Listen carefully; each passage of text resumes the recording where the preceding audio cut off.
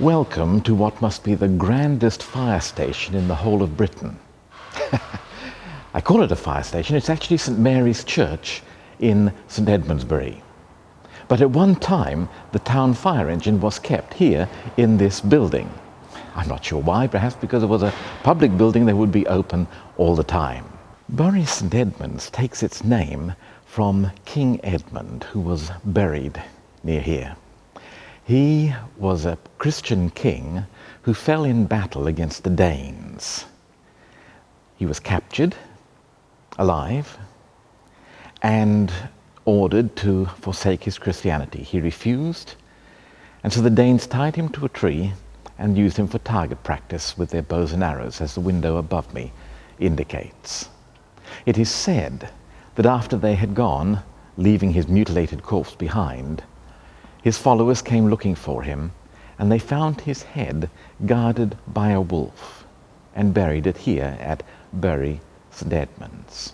The Church of St Mary is notable for a number of things. One, of course, is a magnificent angel roof, which seems to have escaped the ravages of Oliver Cromwell and the Puritans and retains all of its angels. But another item is down near the front in the Lady Chapel. Let's go and have a look. John Barrett, who died in 1467, followed a somewhat out-of-date custom in his day by having himself depicted on the tomb as a cadaver, not, as so often, as someone dressed in magnificent robes with their hands neatly folded and a pet dog at their feet. There are a number of such tombs here in this church. But no, he has himself depicted as he would be a few days or weeks after death, as a reminder that you can't take all this pomp and glory with you, no matter how rich, no matter how famous you are in this life. You can't take it with you. It's God's judgment in the afterlife that is the important thing. But John is remembered for the magnificent ceiling that he had erected in this south aisle of the church. Not much of it remains, but it certainly was beautiful and to God's glory. Here in the Lady Chapel is a reproduction of the brass of Jenkins Smythe and his wife. The original, the brass itself, is somewhere under the carpeting here in the Lady Chapel and can't be seen.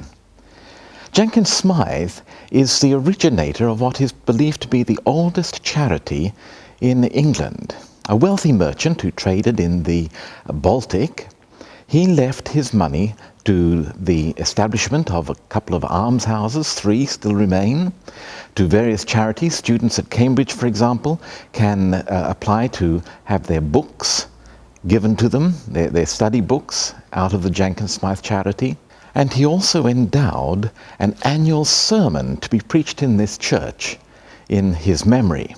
This, of course, was a time when church services consisted of the repetition of the Mass in Latin, and the ordinary people didn't get all that much out of it. Of course, it was devotional and pious to attend Mass, but it didn't increase your Christianity. It didn't give you any knowledge, any understanding of God's Word.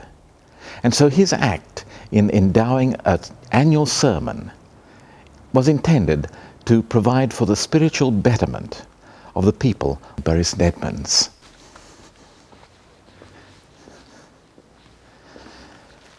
But perhaps the most interesting item here in the church of St Mary in Bury St Edmunds is the tomb that lies up there beside the altar. Originally it was in the abbey. When the abbey was demolished at the dissolution of the monasteries, the tomb was transferred here into St Mary's Church. It's the tomb of Mary Tudor, daughter of Henry VII, sister of Henry VIII. Her story is an interesting one.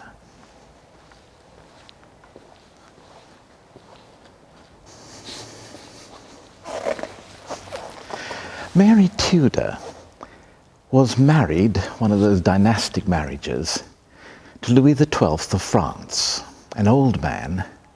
She didn't love him, of course, there was no question of that. She did love a young man at her father's court. And so she agreed to this royal marriage on one condition, that when her husband died, she should be free to marry whomsoever she chose. So she's known as Mary Tudor, Queen of France. I'm glad to say, for her sake, that the marriage only lasted a short time, and then Louis XII died.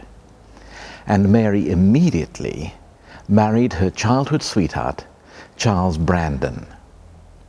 And Henry VIII was very angry, because he'd had all sorts of plans, despite the agreement. Afraid royal plans don't count for much.